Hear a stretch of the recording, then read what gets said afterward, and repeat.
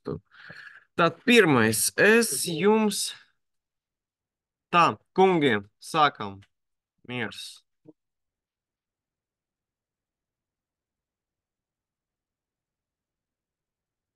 Tā. Ortusa, tad re, kur ir jūsu vadības sistēmu pamati, tad šeit es pievienoju grāmatu, ko mēs skatījāmies iepriekšējā nodarbība, re, kur viņi ir PDF. Šeit ir links, kur ir vēl viena grāmata, ja? Tad, kur viņu meklēt, Čuičins spriedīti vadības sistēmas enerģētika un transporta. Mēs to skatīsimies drusciņi vēlāk, bet re, viņi ir. Un šeit tātad ir YouTube, kur tad būs video ieraksti. Ok, un šeit tātad šodienas lekcijas, tad links, re, kur viņš ir. Ok, labi, tad mēs palikam, tā, labi, var grāmatā atvert. Tā, grāmatu, tā, ieraksts notiek, viss notiek ļoti labi, tā. Mēs palikam, tā, tautiska vadība, tā. Varat tur redzēt, tā. It kā var redzēt, tā mēs pabeidzam un palikam. Jā, tad mums nākamais būs adaptīvas vadības princips, bet šeit mēs sākumā paskatīsimies, lai saprastu, kur mēs esam, re, kur ir struktūra schēmu, kas ir 22. lapas puse, re, kur ir struktūra schēma. Tā, it kā var redzēt, varbūt tu drusiņu vēl palielu. Lināt, tā.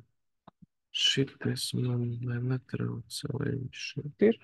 Ok, labi, tad kur mēs esam tad? Pamatā. Determinētas AVS, kā es jums stāstīju, tad kad mums ir zināms, kas notiek, vai likumsakarības, vai process, un stahostiskas sistēmas, tātad pa lielam, kad mēs nezinām, kas notiks, ja? Tad pie determinētam ir vaļējas vai slēgtas sistēmas, par ko mēs runājam, un re, kur viņi visi ir programmvadījumā, perturbāciju kompensācija, jeb kompensācijas princips, tad stabilizācijas, sekošanas principa stabilizācija ir atgriezniskas saites princips, sekošanas, un tad šeit es vēl gribu jums pateikt vēl divus, kas saucas termināla vadības un finītas vadības. Varat pie sevis pierakstīt, jo šeit grāmata viņu nav, tāpēc, ka šis, nu, tā kā saisināts kurs, bet mums noderēs, lai saprastu, kas notiek. Tad pirmais termināla vadība. Kas tas par parādību? Termināla vadība. Tad definīcija.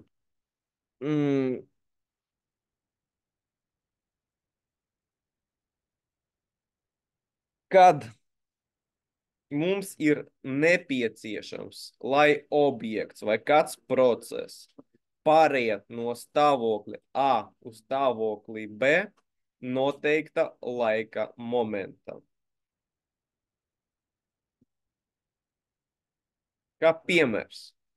Tad, nezinu, mums ir konvejers, ja? Kustas kaut kādi objekti. Un mums ir robota roka, kad ir nepieciešams paņemt detaļu no lentes, konvejeru lentes.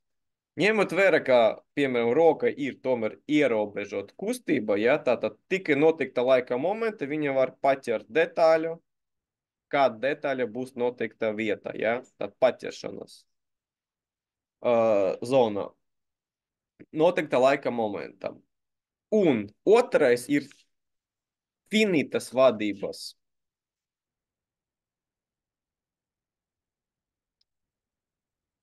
Kad mums ir nepieciešams tātad vai stāvoklis vai objekts pāriet no stāvokļa A līdz stāvoklim B ierobežota laika.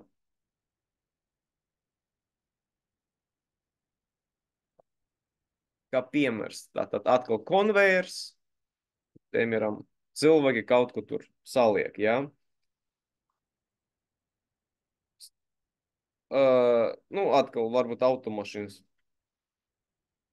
Ir 5, piemēram, minūtes, lai pieskrūvētu tur durvis, logu, vēl kaut ko.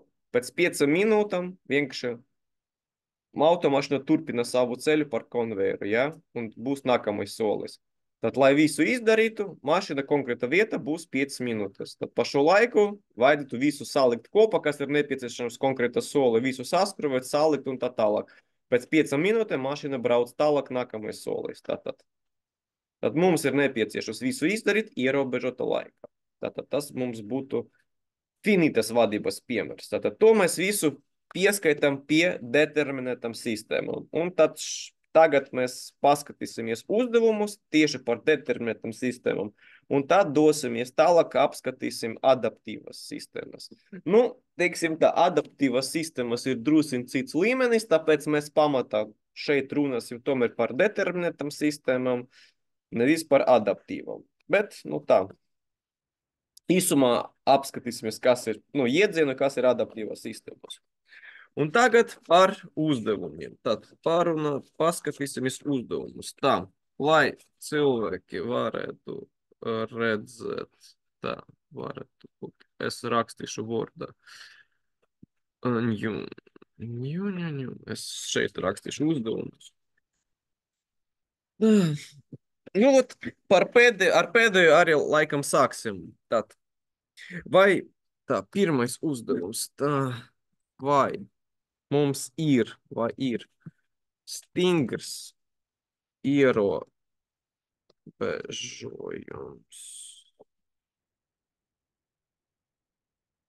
Tā. Aha, stingrs laika ierobežojas, tad finitas vadības uzdevumus. Tā. Ja nevar pateikt, vai ir 3 varianti. Tad tikko mēs pierakstījām, tā kur burtiņi A, B. Nē, tur man ir burtiņi, kur ir burtiņi.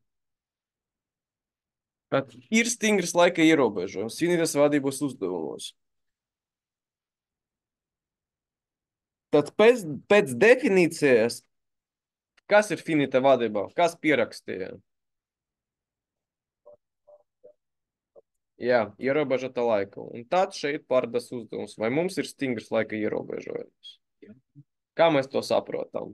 Un atkal atceramies to pašu piemēru, ko es tikko jums pateicu. Jāiekļaujas tajā laiks. Jā, jāiekļaujas. Bet stingrs laika. Vot tieši tas stingrs, tas nozīmē, ka ne ātrāk, ne vēlāk. Vai cilvēki varētu paspēt ātrāk visu izdarīt un vēl papīpēt? Nu, viņam ir uzdevums pieskrūvēt 2 skrūves, dots 5 minūtes, pēc tam mašīna brauks tālāk. Viņš pieskrūvē un vēl aizpaspējas gaiet papīpēt, jo nākamā mašīna pie viņam atbrauks tikai pēc 5 minūtēm. Ierobežota laika, jā, viņam ir tikai 5 minūtes, lai izdarītu savu darbu. Bet ir stingrs ierobežojums? Nav. Viņš var izdarīt ātrāk. Vēlāk nevar. Ātrāk var. Tas nozīmē, ka stingrs ierobežojums nav. Tad šeit ir tāds moments. Skaidri ideja. Tā braucam tālāk. Tad tas pats uzdevums, tikai mums būs nevis finitas vadības uzdevums, bet termināla vadības. Tā. Termināla vadības. Un arī šeit nokopēšu visu to pārējo. Ja ne A. Es gribu, lai būtu ABC. Vienalga, vai ir. Tad mums ir termināla vadības uzdevums. Kas pēc definīcijas tur bija?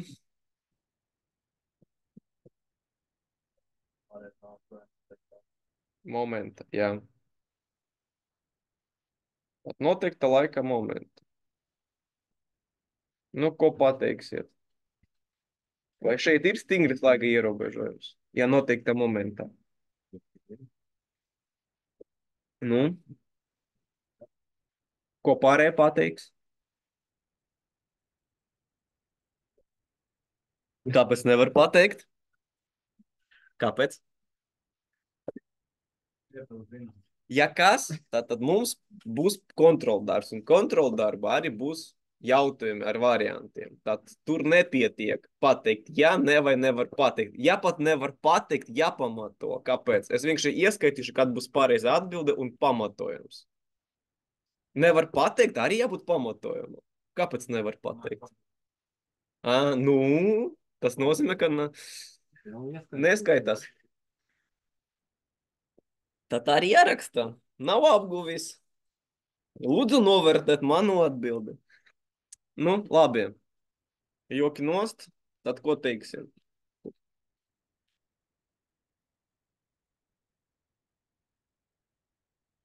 Nu, pagaidām tikai divi cilvēki pateica jā. Un viens cilvēks pateica, nevar pateikt. Es te redzu vairāk cilvēku, tomēr.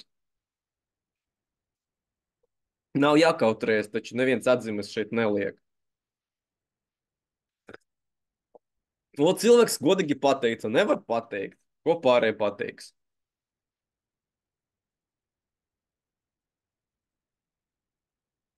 Kādas idejas? Varbūt kādam liekas, ka ne.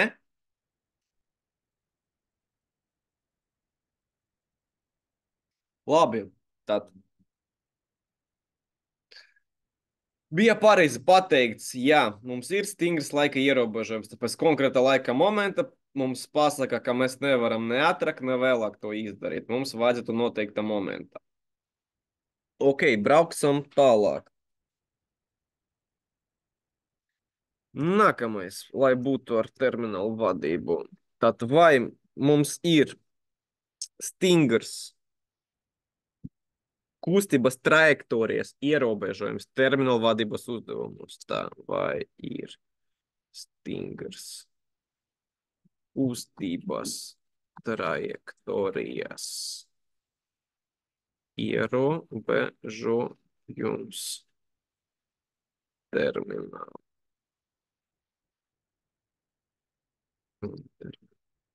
vadības uzdevums?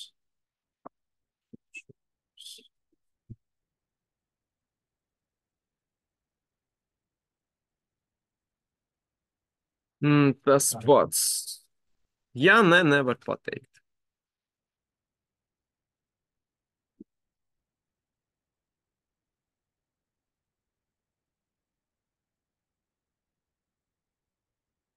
Tā.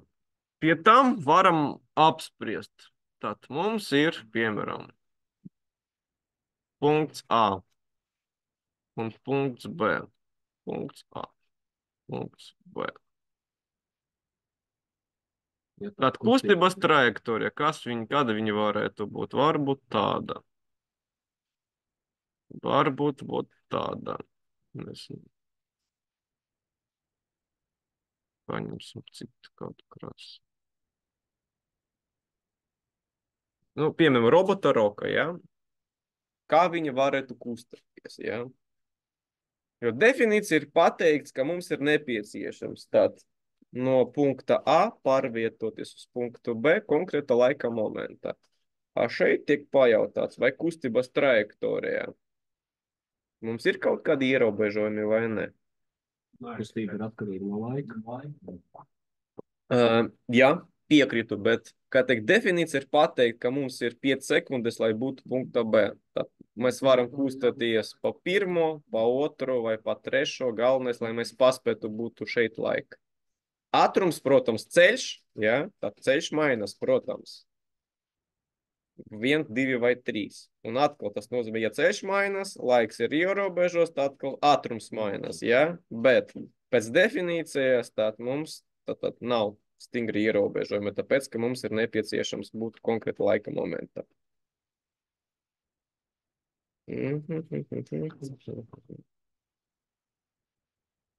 Vot. Nākamais jautājums būs interesants. Atkal atkārtojam to pašu tēmu. Tā, man ir nepieciešams Google. Tā, oil pump. Oil pump. Tā. Tā, kur mums ir oil pump? Daudz kur, bet varbūt GIF, lai būtu pavisam vienkārši.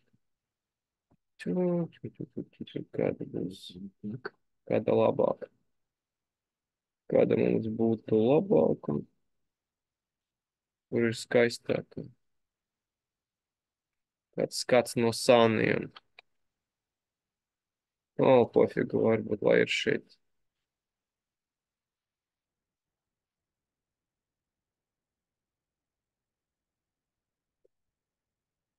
Tā, aha.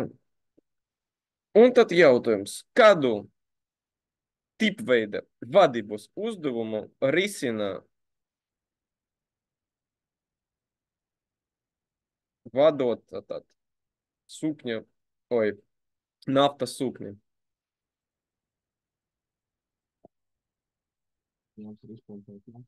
Jā, uzdevums ir izpompēt, bet, kā es saku, realizēt vadību, mēs vienkārši tagad cenšamies saprast, kas notiek apkārt. Tad mums ir stabilizācija, sekošana, programmu vadība, finītes vadības un terminālu vadības. Nu, kas šeit ir?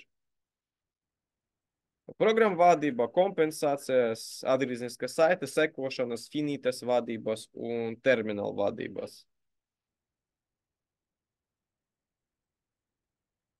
Tā. Varu pat uzrakstīt šeit, lai būtu visi nosaukumi, lai viss paliek, lai tie nosaukumi pa maz paliek galvā. Tā, ceturtais. Ai, atkal viņš neizdev. Tā, ceturtais uzdevums. Tā, ceturtais. Tā, būtu. Tā,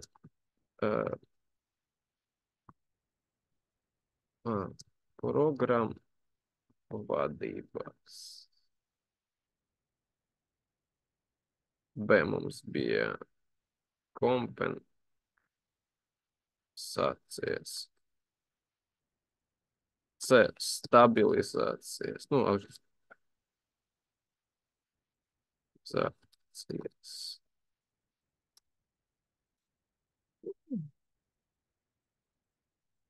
Finītas. Lai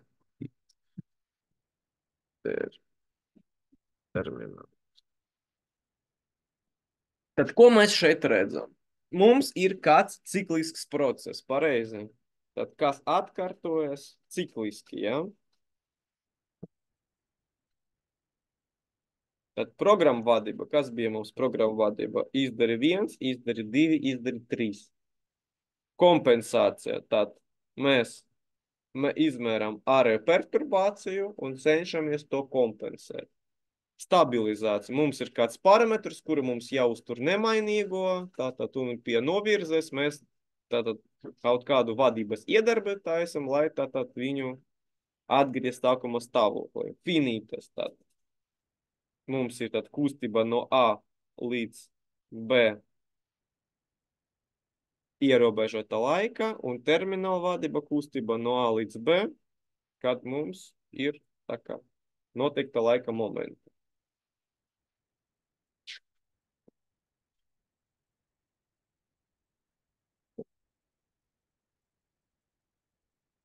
Un šeit vienīgais ierobežojums. Mums ir ciklisks process, pareizi.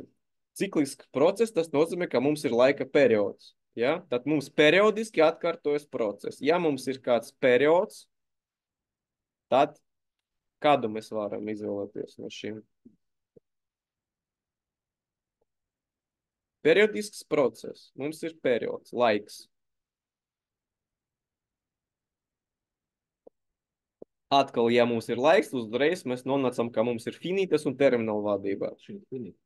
Jā, šeit finīta. Tieši tā. Mums ir noteikts laiks, ja, tāda perioda laiks, pa kuri mums ir nepieciešams izdarīt šito kustības tā ciklu.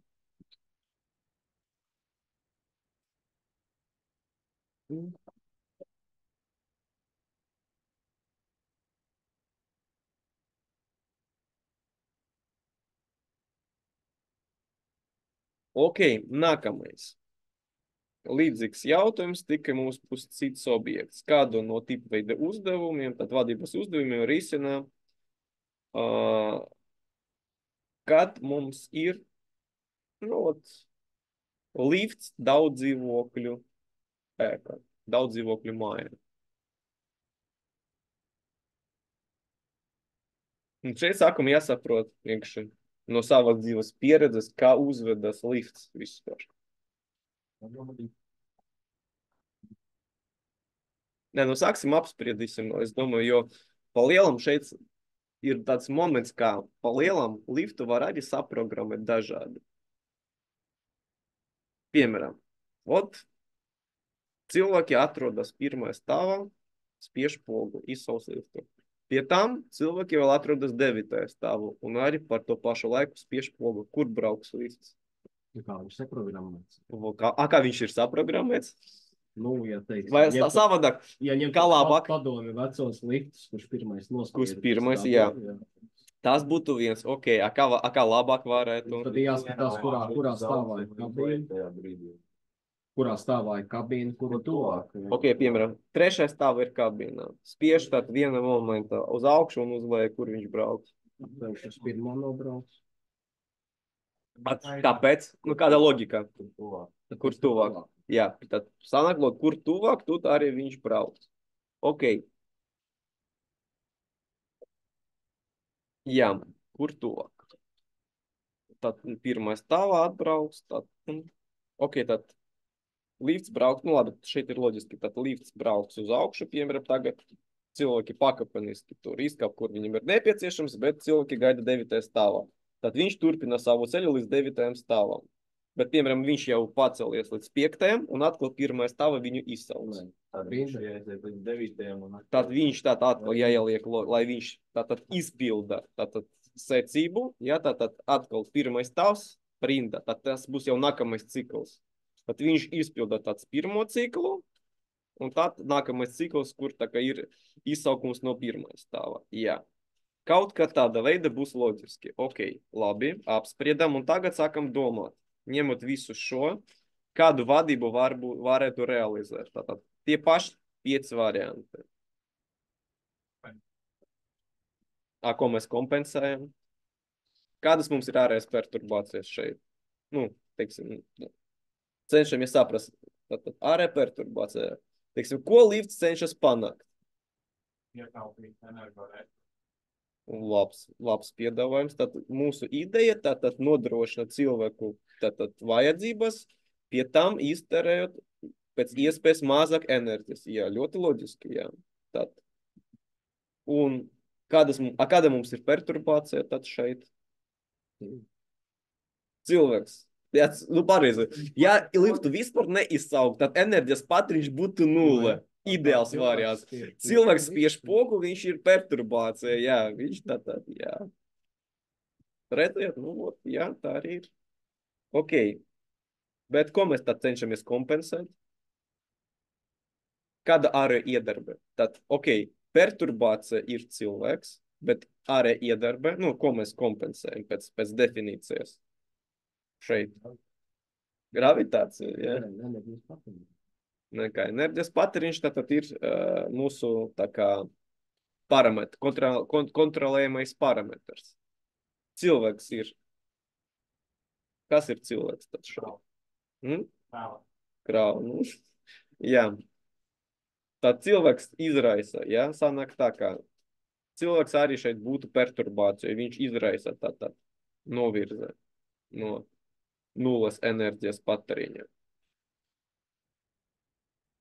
Jā, bet, nu, skaidrs, ka šeit palielam, es domāju, visam skaidrs, ka šeit nav nekādas kompensācijas. Nu, tad mēs reāli tātad tikko apspriedam loģiku, tātad nav šeit nekādas kompensācijas, bet idejiski, ja mēs jebkuru scenāriju varam apskatīt, tātad vadības teorijas valoda, ko tikko izdarījām, tātad, teiksim, analizējot, kas ir perturbācija, kas ir vadamais objekts, ja, kas ir kontrolējamais parametrs.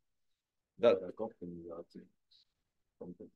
Nu, jā, bet mums šeit nav nekādas optimizācijas no variantiem. Mums ir tad programma vadība, kas teoretiski šeit varētu būt, piemēram, pēc programmas. Tad izdari viens, tad uzspied pogu, aiziet, uzspied pogu, aiziet. Bet tikko mēs apspriedam, ka šeit it kā jābūt drusku sarežģītāk, tāpēc, ka tur atkarība no tā, kas notiek. Tad šeit nav vienkārši. Izdari 1, 2, 3. Šeit atkal jautājums, kur ir tuvāk. Tur arī braucam. Tā tieša programma vadība šeit neizpildās. Veica padomju sistēma varētu tā kā, kas, kur spiež, tur arī brauc. Te var pateikt, ka tur varētu būt programma vadība, bet šeit sarežģīta tā kā varianta. Tad programma vadība arī nav, kompensācijas nav, tas stabilizācijas arī nav, tad atkal paliek finīta un termināla vadība.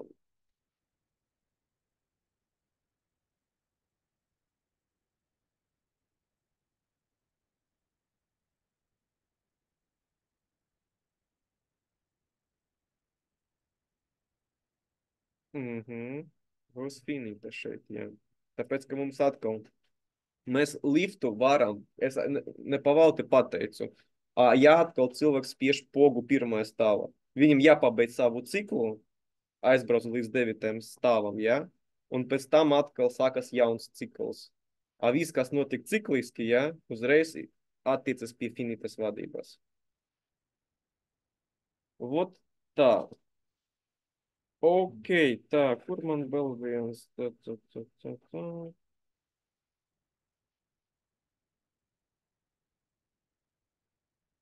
Nu, ok, par robota roku uzreiz ir skaidrs, ka tur būtu termināla vadība, tādu variantu mēs pat jau neapsprietam.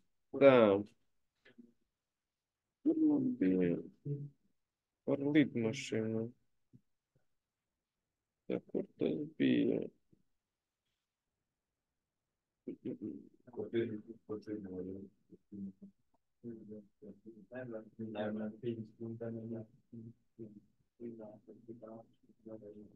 kur tas bija? Atradu. Vot. Kādu uzdevumu risina lidmašīnas autopilots? Nevis automašīnas kruīz kontrole, bet lidmašīnas autopilots. Tie paši 5 varianti.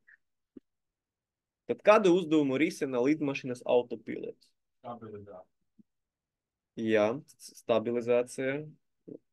Kas piekrīt, kam ir citi varianti? Vispār, kas ir autopilots? Kā varētu viņu saprast? Jā, tieši tātad mums ir ļoti daudz parametru, kurus tad viņš kontrolē. Tad viņam jau tur, lai lidmašīna kustas ar noteiktu ātrumu. Noteikta trajektorija, tāpēc, ka kur ir atļauts, ja? Noteikta augstuma un tā tālāk. Tad ir tie parametri, kurus tad viņam jāuztur. Vairākus parametrus. Un ka rezultātu viņš cenšas tātad noturēt visu lidojumu, tātad saglabāt trajektoriju, ja? Arī ir uzdevums, tad pieturēties.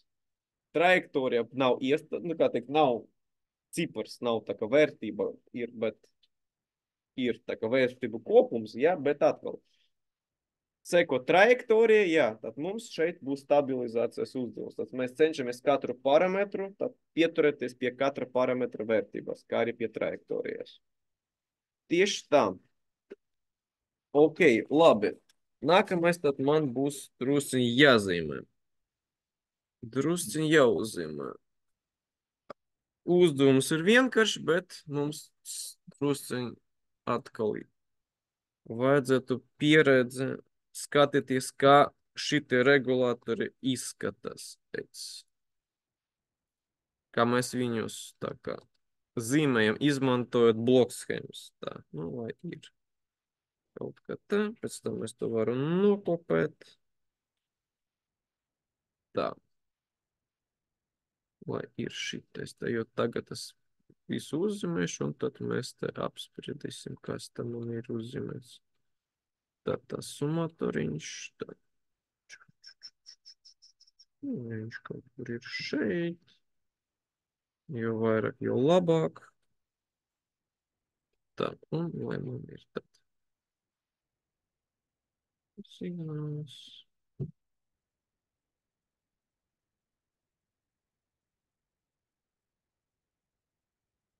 Tad viss, kas notiek ar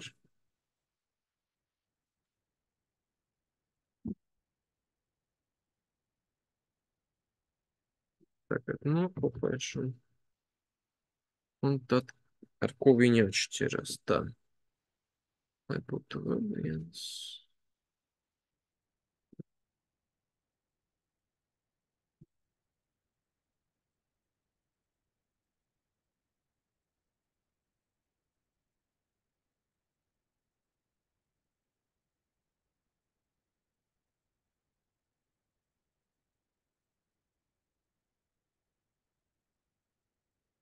Vot jums ir divi varianti doti. Jā, tad divi regulātori. Un jautājums, kāda regulātora ir realizēts kompensācijas princips? Tad, kad mums ir kompensācija, tas nozīmē, ka mums ir ārēja perturbācija. Šeit ir ārēja perturbācija, nu, kaut kāda funkcija f. Nu, mēs viņu aprakstam matematiski, to ārēja perturbāciju ar kaut kādu funkciju. Re, kur viņi ir. Tad kāda no diviem variantiem tiek realizēts princips pēc kompensācijas? Jo šeit, kā mēs te redzam, galveno atgrieznisku saiti mēs te redzam, ja? Re, kur viņi ir.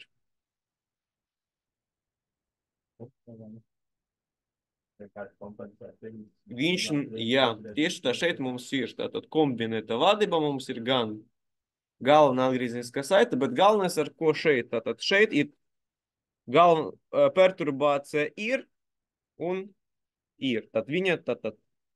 Bet šeit tātad, re, kur ir viņu tātad noteikšana un tad apstrāde un padošana. Tad šeit viņi vienkārši iedarbojas un viss, nekas nenotiek. Mēs tad mēs šo neievērojam.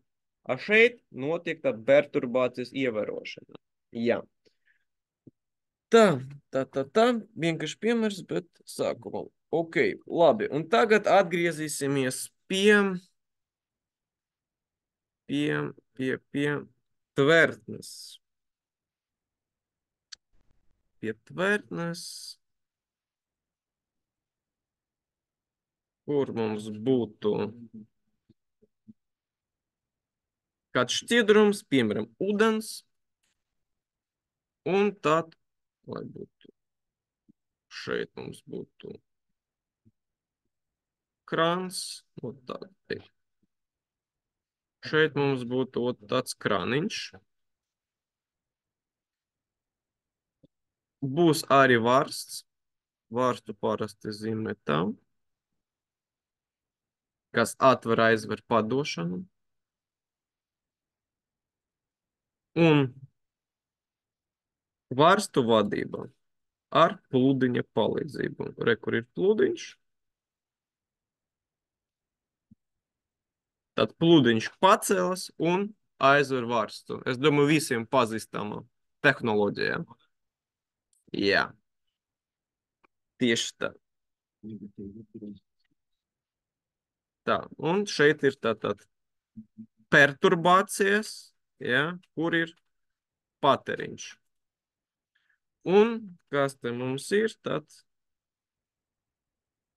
līmenis H. Vai būtu līmenis H. Nu, pirmais jautājums. To, ko mēs šeit redzam. Vai mums šeit ir tieša, netieša vai kombinēta vadība? Kā mēs sapratam, kas ir tieša vadība un kas ir netieša vadība? Iepriekšējā reizē es jums stāstīju. Mums tur tas bija.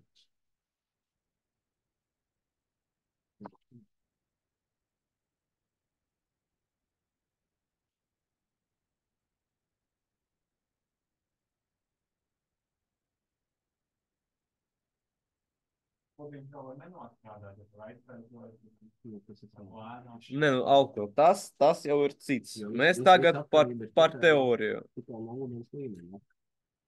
Jā, un ja mums būs zemestrīce un tā tālāk. Jā. Šeit ir jautājums par to, kāda mums ir vadība. Tieša vai netieša, kombinēta vai atkal nevar pateikt.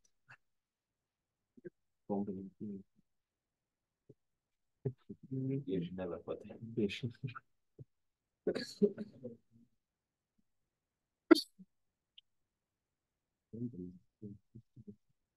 Jā, tam es piekrītu.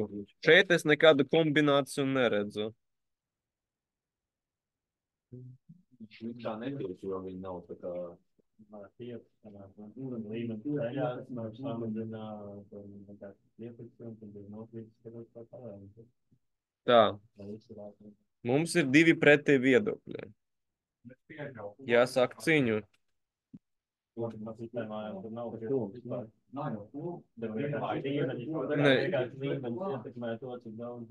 Jā, mainīgs patēriņš, viņš ietekmē, kādas mums ir līmeņa izmaiņas. Jā. Un vadība vienkārši cenšas noturēt konkrēto līmeni. Jā, tieši tā. Tad tieša vai netieša? Un kā izvēlēties? Balsojam? Nu, labi, kas par to, ka šeit ir tieša vadība? 1, 2, 3, 4, 5, 6, 7. Ok. Kas par to, ka šeit ir netieša vadība?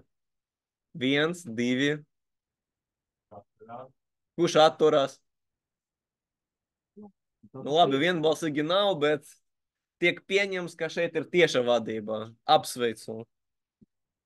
Demokrātija uzvarēja, jā. Ja kontroldarbu uzzināsiet, kas ir pareizi, jā. Nē, nu labi, ir tieša vadība. Tāpēc, ka mums ir tas parametrs ūdens, jā, ūdens, un mēs patiešām ietekmējam uz ūdens padošanu. Tad ūdens līmenis ir kontrolējamais parametrs, ko mēs cenšamies noturēt. Un, teiksim, vadības iedarbe šeit arī ir ūdens padošana, jeb līmeņa padošana, var tā pateikt. Tad līmenis. Ja mums te būtu kā ar katlu telpu, kad mums ir nepieciešams spiediens, noteikts, mums noturēt noteiktu spiedienu, bet, lai noteiktu spiedienu, mums vadības iedarbe ir degvielas un gaisa padošana. Tad mums tur ir netieša. Tāpēc, ka mums ir nepieciešams degvielu un gaisu pārveidot par enerģiju, enerģija tad pārveidos ūdens par tvaiku, un tvaiku tad mums sataisīs spiedienu. Tad tur mums ir netieša vadība. A šeit mums patiešo. Tad mēs... Ok, labi, tā.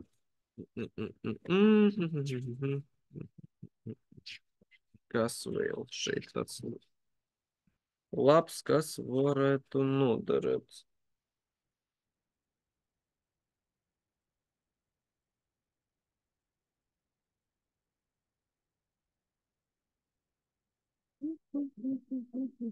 Nu jā, labi, tā un tā. Mums šitais zīmējums pēc tam noderas, bet ne šodien. Šodien pēdējais laikam, par ko mēs varam vēl te parunāt, ir par to. Piemēram, mums ir roka manipulators. 1, 2, 3, piemēram. Tātad, kur mums būtu? Tā, kur ir? Viņi var griezties. Mums būtu, piemēram, Q1, pēc tam Q2, un šeit, lai būtu Q3, un šeit atkal Q4, ja? Robota roka. Un ir vēl tāds jēdziens, ka vadības objektam dimensiju skaits. Tad pa lielam, cik daudz mums šeit ir locījumu, tik daudz mums arī ir dimensiju skaits. Tad šajā gadījumā mums ir 4. Tad dimensiju skaits ir 4 gabali. Pie tam, kas šeit arī ir svarīgs. Ot, piemēram, mēs taisam vadību, ja? Mums ir nepieciešams, piemēram, paķert kādu objektu. Vai ir nepieciešams atsevišķi saprogrammēt katru, teiksim, dimensiju atsevišķi, lai roka varētu pildīt savu funkciju. Un šeit ir divas atbildes. Gan jā, gan nē. Jo, piemēram, ja noteikta vieta, ja, notikta laika momenta tiek pados. Tad mēs varam atsevišķi, tad izdari 1, izdari 2, izdari 3, pacer, ja? Tad varam saprogrammēt. Vai, ja mēs gribam sataisīt gudro roku, kā robotu, ja? Adaptīvo, ir kaste, piemēram. Kaste iekšā ir viena detaļa. Roka paņem no kastes detaļu. Detaļa kaste var būt jebkura vieta. Vienkārši, nu, brauc kaste pa konveru. Kā mēs zinām, tur, kura vieta tur šupojas tā detaļa. Un ja mēs gribam, lai roka paņemtu detaļu no kastes, ja, tad mums ir nepieciešams nodrošināt komplicētu vadību, ja, visus objektus, visus šitos te, visas dimensijas. Tad mums ir neatkarīgie atkarīgie 4 kanāli, ja, kur viens ietekme otram.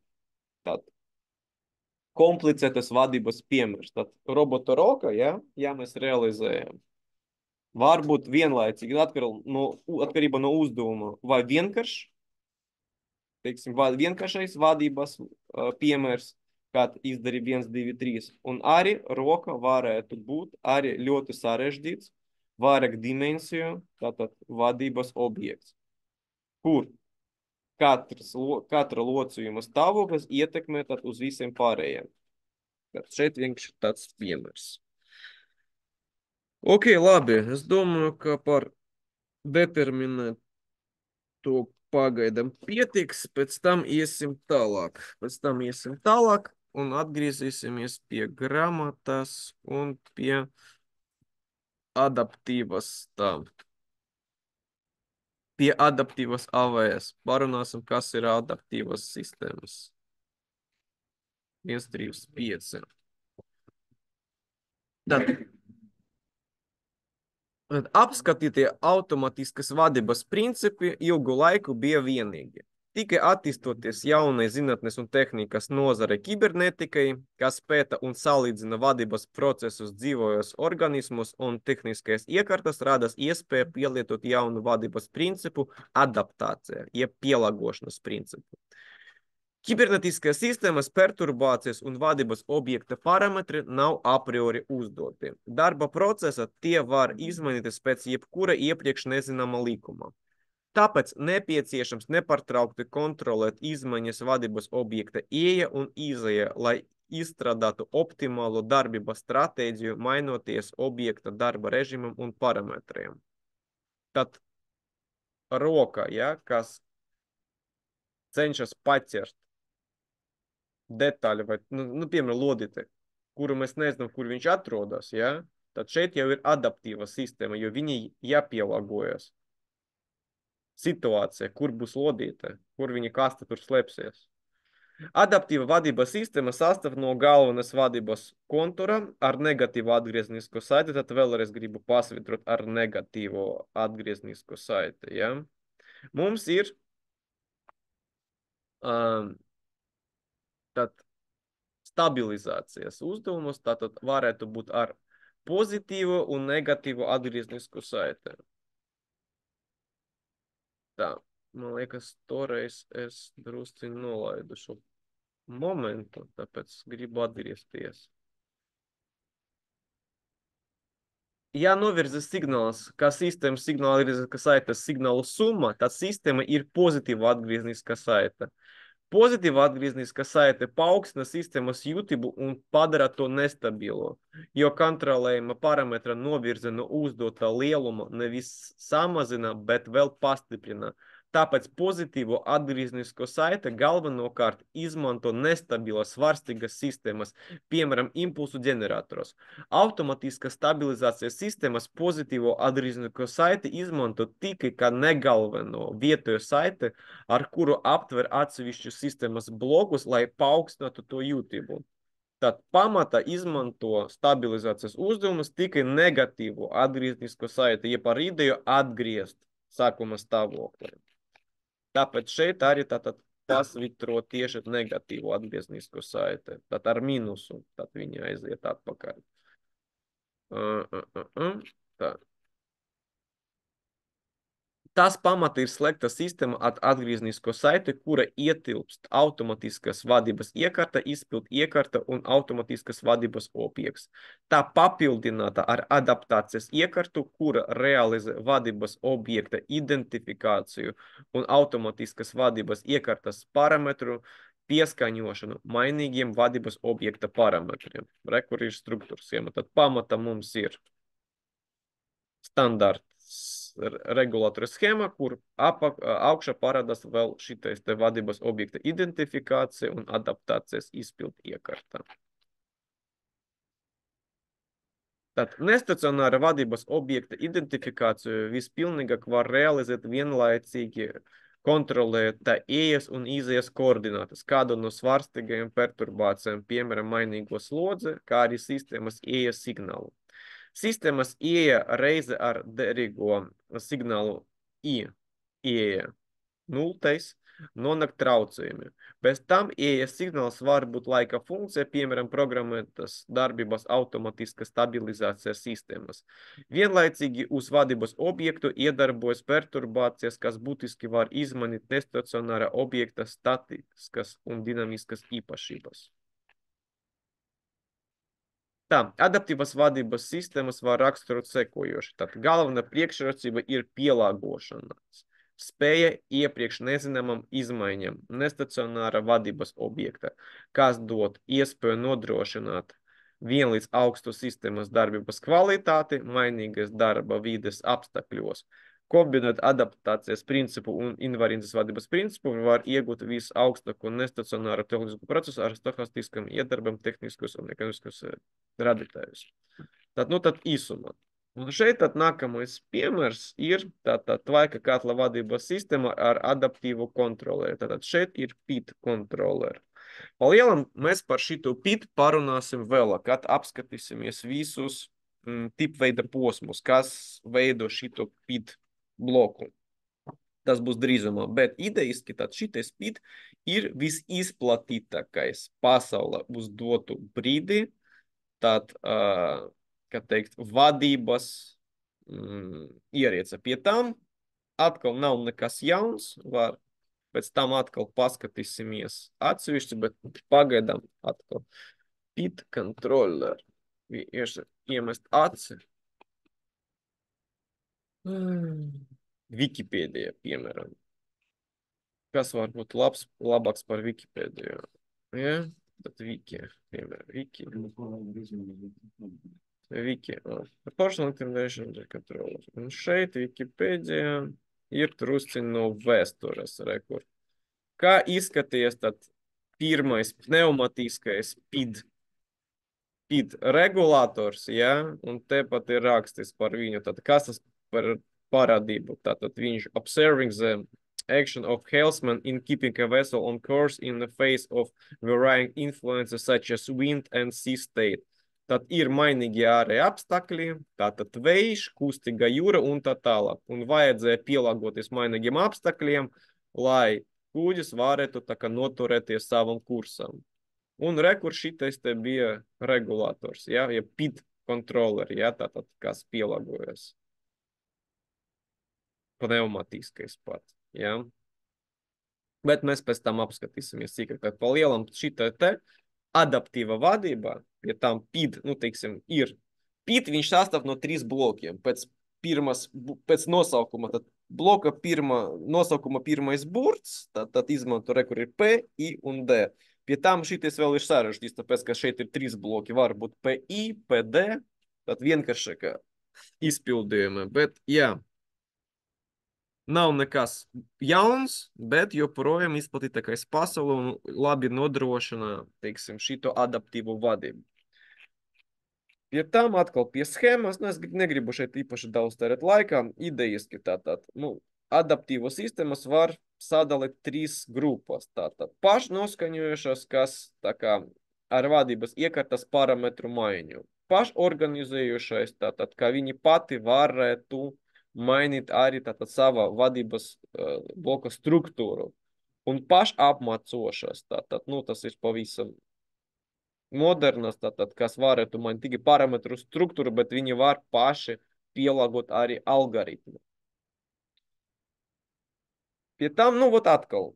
Mums tagad ir pa lielam artificial intelligence, tātad, ja, ērā, kad AI mums ir visur, bet, vot, atkal, tas pamata, ka bija pie adaptīvas sistēmas definīcijas, bija pateikts, ka tas ir tā kā, nu, mēs apskatām, tātad, dzīves, teiksim, organismu būtību, pētam, kā tad uzvedas tie visi neironi tīkli un tā tālāk, un tad cenšamies to, teiksim, atkārtot un realizēt, izmantojot to ciparu sistēmas.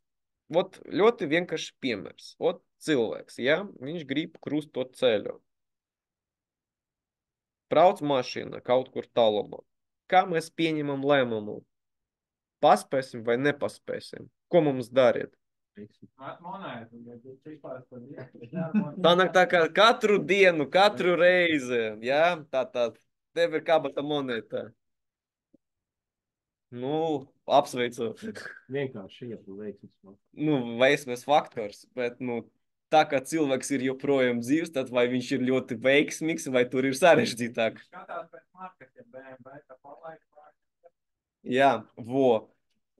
Tad cilvēks skatās, vai ir BMW vai ne. A, kā mēs to varam, teiksim, cilvēku valodā pateikt? Kāpēc BMW, kāpēc nav, piemēram, Žiguls? Jā. Norūpēji. Nu, jā. A, kā mēs to nu, varam pateikt? Kā mēs, teiksim, visa tā analīze, kā tas saucas cilvēku valodā? Kritiskā domāšana. Jeb pieredze. Mēs pēc savas pieredzes spriežam. A, kas ir pieredze? Kā mēs varam vispār pateikt, kas ir pieredze? Jā, tad ir informācija, tāds kopums, jā, par līdzīgiem notikumiem. Tad mēs jau ento reizi daram un to pašu. Un mēs ievaram, aha, bija tāds gadījums, tāds un tāds. Palielam tā arī cilvēku smadzenes analizē situāciju. Jo palielam mēs taču nezinām ne automašīnas ātrumu, mēs nereicinām ne pēc kādas formulas, kāds mums ir laiks, jo lai mašīna no punkta A līdz punktam B nonāktu, kāds tu būs laiks. Mēs neko nereicinām galvā, mēs nezinām nekādus parametrus, ar kādu ātrumu brauks mašīna, ar kādu ātrumu mēs varam tā skriet un tā tālāk. Mēs vienkārši skatāmies un pieņemam lēmumu. Kāpēc? Tāpēc, ka mums ir attēls. Mašīna bija šeit, pēc brīža mašīna ir šeit. Mums ir divi attēli. Mēs salīdzinām šo situāciju ar savu pieredzi, to, ko mēs jau tūkstošus reizes redzējām iepriekš. Un pēc salīdzinājuma sapratam, aha, ja mašīna pēc brīža bija šeit, tas nozīmē, ka pēc nākamreiz viņa būs šeit, nepaspēšu. Vai, jā, paspēšu. Tā arī mūsu smadzenes, viņi neko neizricina, viņi salīdzina. Ir uzbūvēti. Tad mēs salīdzinām un palielam, ja, tad viss, kas ir tā kā tas, nu, teiksim, adaptīvais un tā tālāk, tiek uzbūvēts pēc līdzīga principa. Ir ļoti daudz informācijas par to, kas bija iepriekš, tad mums ir nepieciešams apmācīt mūsu iekārtu. Pēc iespējas tātad labāk apmācīt, jo vairāk pieredzes būs, un pēc tam tātad katru reizi mašīna salīdzina esošu situāciju ar savu pieredzi un cenšas pieņemt lēmumu attiecīgi savai pieredzei. Tad rekur ir tas adaptīvas, nu, teiksim, nevis speed, bet vēl augstākā līmenī. Ja? Tagad par AI. Nu, nevis par konkrēti AI, par neural network, tātad par neironu tīkliem, kā paveids no AI. Kā atkal, kā tas ir pamats ir tas pats, bet idejiski tad.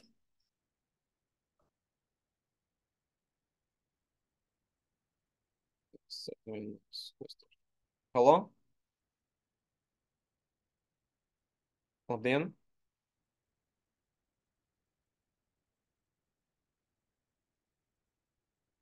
Jā, klausos.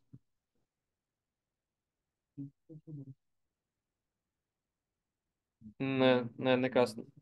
Nē, skaidrs, nekas nebija, paldies, nebija intereses. Nē, paldies, negribu, jā, visu labu. Nē, Treidzinga atkal.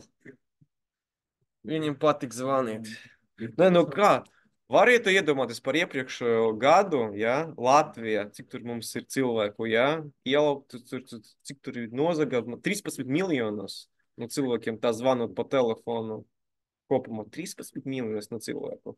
Ņemat vērā, ka tur pamati ir kādas vecmatas, ja, pensionāri, nu, kas tam viss. 13 miljoni par gadu. Jā. Labi, ok, tad turpinam. Tad, jā, es par to, par neironu tīkliem. Tad idejiski līdzīga situācija. Vienīgais jautājums, kā mums apmācīt mūsu tādu sistēmu, ciparu sistēmu, saprast, kā, ja mums bija stāvoklis 1, pēc tam stāvoklis 2, pēc tam stāvoklis 3. Kā mums aprakstīt tas visu stāvokļu izmaiņām? Tad ar likumsakarību. Tad, kā vismaz mums ir nepieciešams ar kādam matemātiskam formulām, tad aprakstīt tad tas visas izmaiņas, kas notiek. Tātad no A līdz B. Un ņemot vērā, ka katru reizi mums varētu būt cita situācijas, tas nozīmē, ka katru reizi mums vajag izmantot citu formulu. Nu, vot, tāpēc to arī sauc par neironiem. Tātad, kā mums pāriet, kā var ieprogrammēt, lai pārietu no stāvokļa 1 uz stāvokli B. Tad, kā var spēlēties, izmantot tikai koeficientus, ja? Varētu tā kā izveidot sistēmu, kas pielāgojas. Tad pa lielam tie neironu tīkli, ja? Tas ir viens no vienkāršākajiem, teiksim, veidiem, ja? Kā mēs taisam adaptīvo sistēmu. Kad mēs ir spējīgi pielāgoties algoritmam, tas jau vairs nav, kā teikt, neironu tīkla līmenis, tas jau ir vēl nākamais līmenis. Bet pa lielam, to, ko mēs apkārt redzam, tas vēl joprojām nav tas augstākais līmenis. Tas mēs esam kaut kur vidū visā šitā ceļā. Ok, labi. Te īsumā par klasifikāciju. Par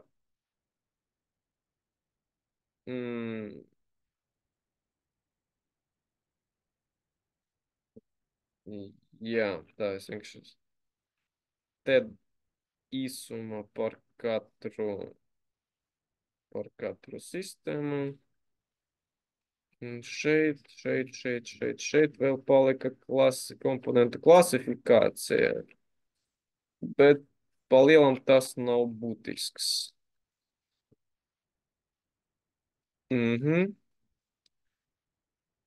Jā, es domāju, ar to mēs arī šodien varam pabeigt. Tāpēc, ka nākamreiz mēs sāksim jaunu tēmu, a šeit, ja kāds grib, varat to arī palasīt. Jo, kā saku, mēs šeit pamatā nodarbosimies ar determinantām sistēmām. Par adaptīvo tur var ļoti daudz. Ko stāstīt, kā es esmu par neironu tīkliem, par AI un par to visu. Bet, kā es saku, tur var atsevišķi priekšmetu taisīt. Varbūt vēl vienkārši šeit klasifikāciju tad pasvērtrot, ja? Tātad mums ir pēc vadības algoritmu veida, tad mums ir statiskas, jeb proporcionālas, ja? Astatiskas, jeb integrāls, ja? Izadroms. PI, kad mums ir apvienota tātad PD un PIB. Tas būs pēdējais, ko mēs šeit apgūsim. Viss pārējais, kas šeit ir pateikts, tas jau būs ārpus mūsu kursam. Ok, tad